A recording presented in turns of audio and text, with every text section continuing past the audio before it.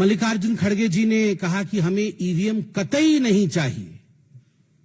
मल्लिकार्जुन जी, राहुल गांधी जी, आपको ईवीएम नहीं चाहिए, आपको जुडिशियरी भी नहीं चाहिए। आप तो बता रहे थे जुडिशियरी का काम भी हमें करना पड़ रहा है, वो नहीं कर रहे हैं। आपको इलेक्शन कमीशन भी नहीं चाहिए, आपको ईडी भी नहीं चाहिए, सीबीआई भी नहीं चाहिए, आपको भारत सरकार भी नहीं चाहिए क्योंकि ये तो अच्छी सरकार नहीं है।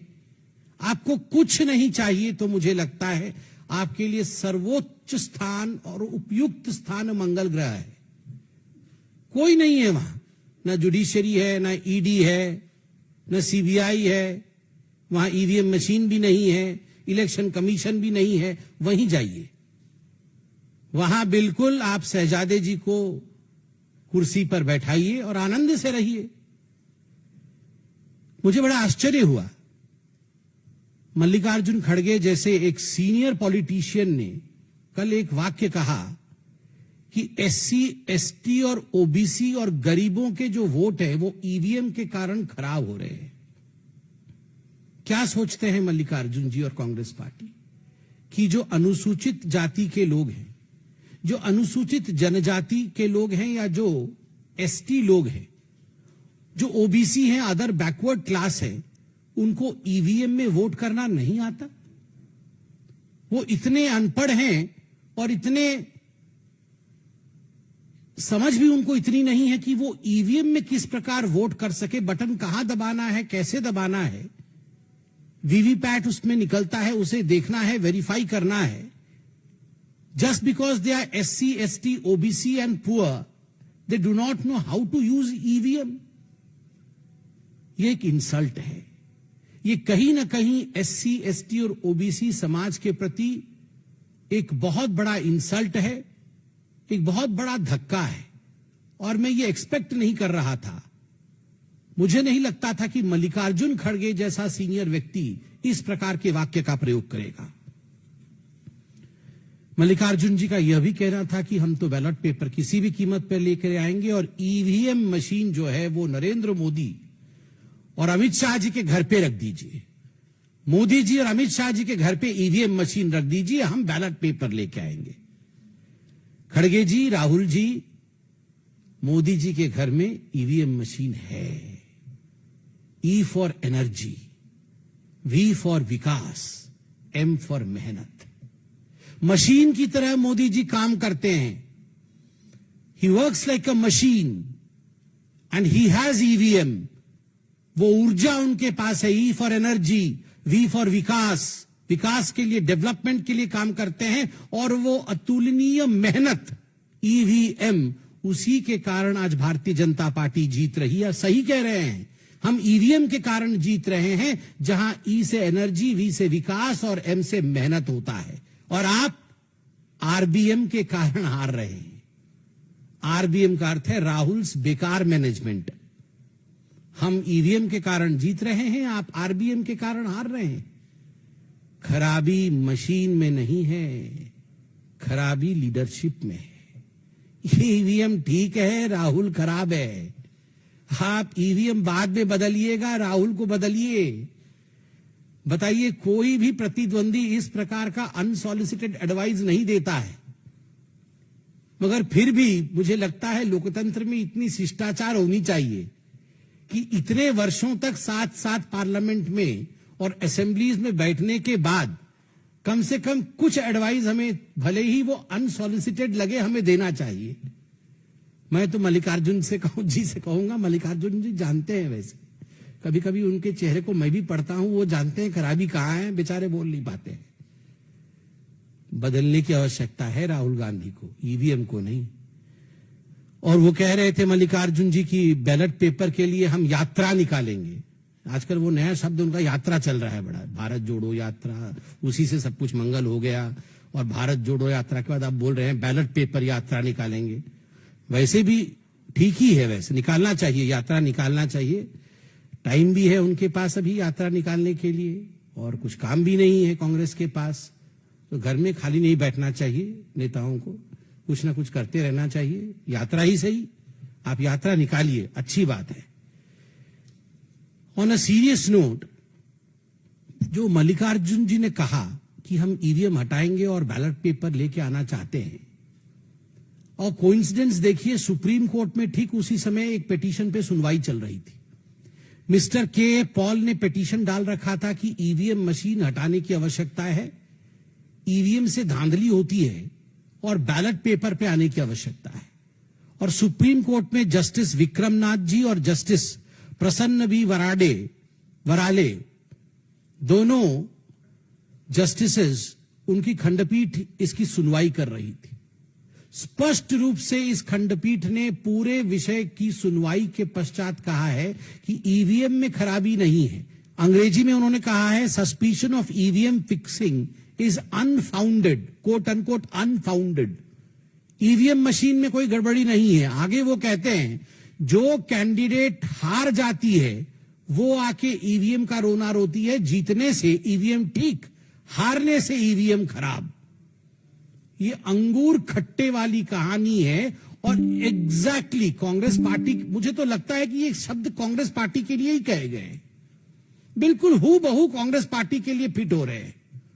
और कोइंसिडेंस देखिए, यहां मल्लिकार्जुन खड़गे जी भाषण दे रहे हैं कि ईवीएम हटाना है, ईवीएम में खराबी है, और यहां सुप्रीम कोर्ट कह रही है ईवीएम में खराबी नहीं है, हारने वाले को हमेशा ईवीएम में ही खराबी नजर आती है।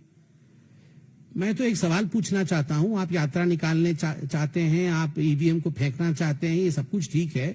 जब 2017 में एक हैकाथॉन हुआ था, इलेक्शन कमीशन ने एक हैकाथॉन किया था कि आइए हम यहां ईवीएम मशीन रखेंगे और सब पॉलिटिकल पार्टी के लोग आके आप हैक करिए, और बहुत पहले से नोटिस जारी किया था कि हैकाथॉन होगा।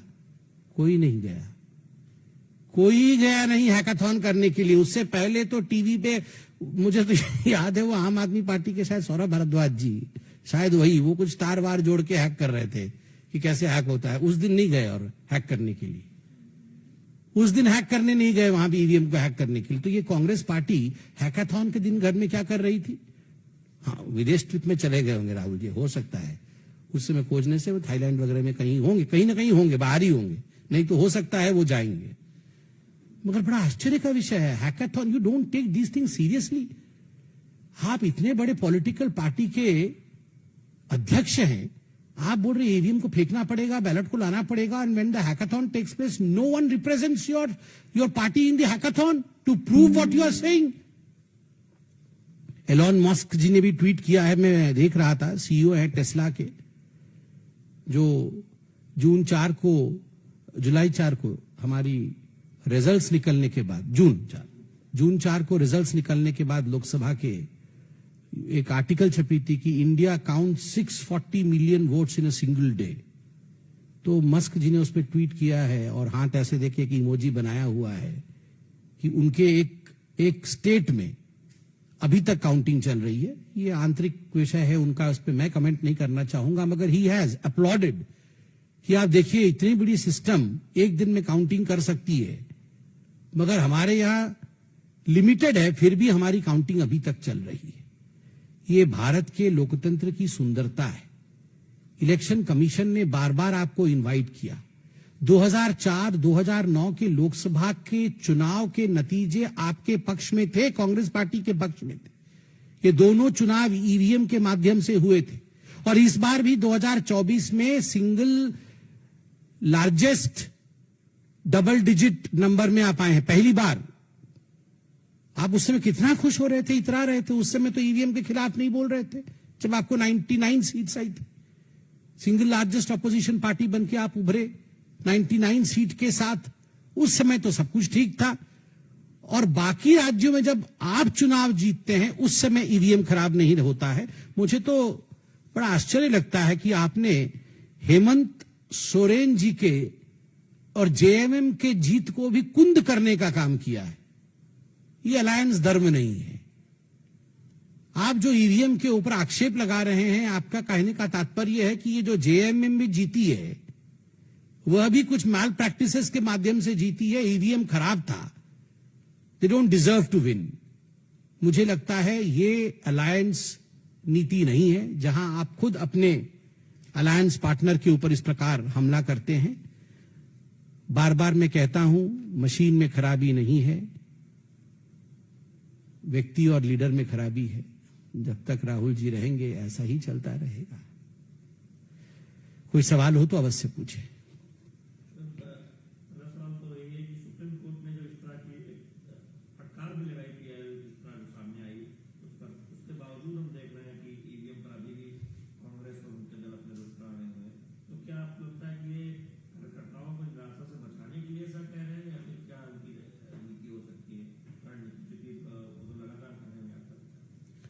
क्या रणनीति हो सकती है और क्या बोलेंगे लोगों को? सब कार्यकर्ता कांग्रेस पार्टी के जानता है, सब जानते हैं कि राहुल गांधी से नहीं हो पाएगा। ये कौन नहीं जानता है? मैं भी जानता हूं, वो कार्यकर्ता भी जानता, हमारे सारे कार्यकर्ता जानते हैं। आप लोग बोलते नहीं है, आप लोग भी मन में सोच के देखिए और कांग्रेस वालों से पूछिए, वो भी बोलते नहीं हो पाएगा उससे। अब क्या बोलेंगे कि ये चुनाव राहुल गांधी जी के कारण हार गए? अब यही सब बोलेंगे, ईवीएम खराब हो गया जी, मशीन खराब हो गई, बिजली कट गई, रोड खराब था, हमारा कार काम नहीं कर रहा था, यही सब बोले। कुछ तो बोलना पड़ेगा ना। अब यही बोलते हैं ईवीएम खराब हो गया है, जानते सब है कि राहुल खराब हो गए हैं।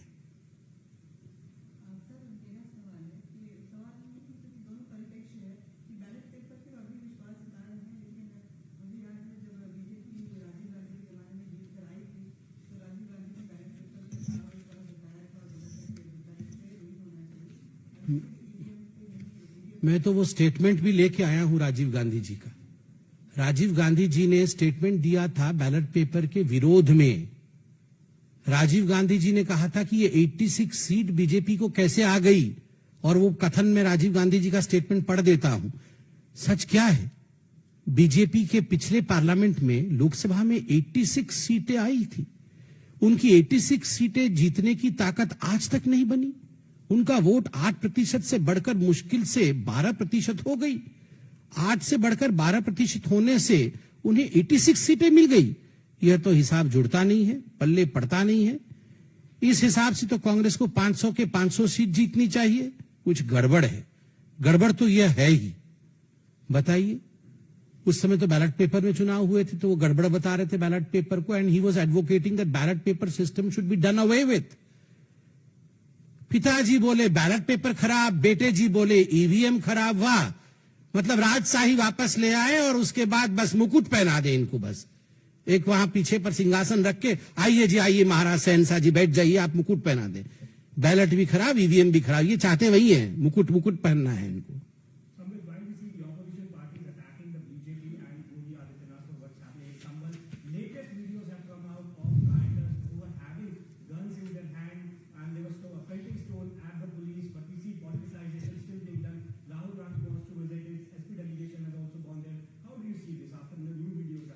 So it's a sensitive issue. It's a very sensitive issue. And I would wait for the investigation to be complete. I would in fact appeal to everyone that no one should politicize the issue, because whatever we are seeing today, these are recorded. The evidences are present in the public domain. As you stated right now, we can see things in public domain. So let the investigative agencies complete their work. दूध का दूध और पानी का पानी हो जाएगा। देखिए, जहां तक आपने संभल के विषय में सवाल पूछा है, मेरा बड़ा स्पष्ट मानना है कि इस पर किसी प्रकार की राजनीति नहीं, इस पर इन्वेस्टिगेशन चल रही है और हम सबको इन्वेस्टिगेशन के नतीजे का इंतजार करना चाहिए। और भारतवर्ष में संविधान का राज है। स्वाभाविक रूप से जो लोग इसके पीछे रिस्पॉन्सिबल हैं, जिनके कारण ये हुआ है, उनको बख्शा नहीं जाएगा।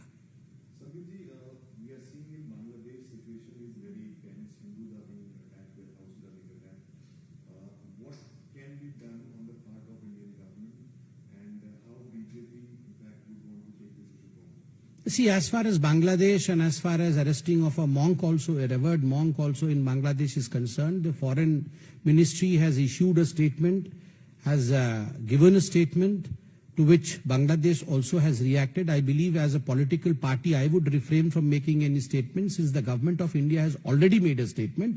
We ditto the stand of the government of India.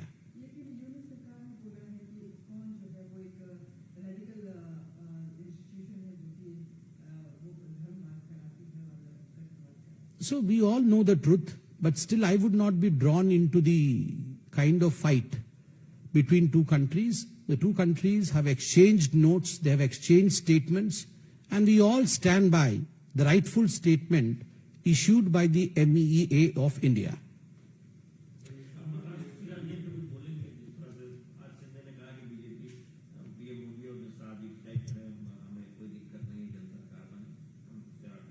देखिए, यह विषय महायुति का है, उनके बीच मीटिंग का है, उस विषय से मैं अनभिज्ञ हूं। स्वाभाविक रूप से वो मैंडेट मेरे पास भी नहीं है कि मैं उस पर कमेंट करूं। मैंने भी अभी माननीय शिंदे जी के प्रेस कॉन्फ्रेंस को सुना। शिष्टता, शालीनता और भद्रता के शब्दों को उन्होंने बहुत अच्छे से पिरोया है, हम सब ने सुना है। और इस विषय पे जब तक बैठक इत्यादि नहीं होती है, मुझे लगता है हम अभी इस विषय से अनभिज्ञ हैं।